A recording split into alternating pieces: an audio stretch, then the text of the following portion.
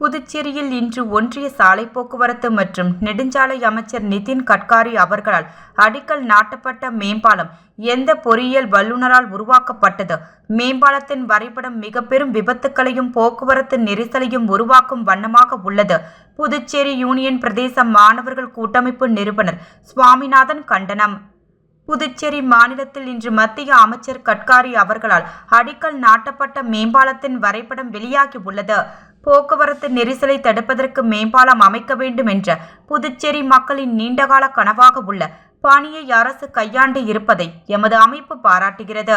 அதே நேரத்தில் இந்த மேம்பாலம் எந்த ஒரு விபத்தும் ஏற்படாத வண்ணம் பாதுகாப்புடன் மக்கள் பயணம் செய்ய உதவும் வகையில் அமைக்கப்பட வேண்டுமென்ற கோரிக்கையை வைக்கின்றோம். தமிழகம் பெங்களூரு போன்ற பகுதியில் பல மேம்பாலங்கள் அமைக்கப்பட்டு இருப்பதை நாம் பார்த்திருக்கிறோம். குறிப்பாக கத்திபாரா போன்ற மேம்பாலங்கள் வாகனங்கள் செல்ல எந்த ஒரு தடையும் இன்றி போக்குவரத்து நெரிசலுமின்றி பயனுள்ளதாக இருப்பதை நினைவு கூறுகிறோம்.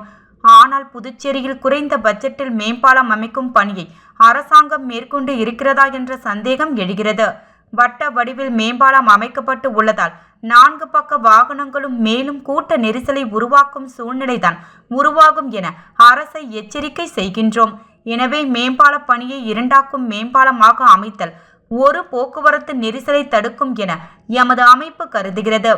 உயர்ந்த நோக்கத்தோடு உருவாக்கப்படும் மேம்பால பணியை பயனுள்ளதாகவும் மக்களுக்கு பாதிப்பற்றதாகவும் அமைத்திருத்தர அரசிடம் கோரிக்கை வைக்கின்றோம். தொலைநோக்கு சிந்தனையுடன் மேம்பால கட்டமைப்பை உருவாக்க வேண்டுமெனவும் கேட்டுக்கொள்கின்றோம். இவ்வாறு சுவாமிநாதன் அவர்கள் தெரிவித்துள்ளார்.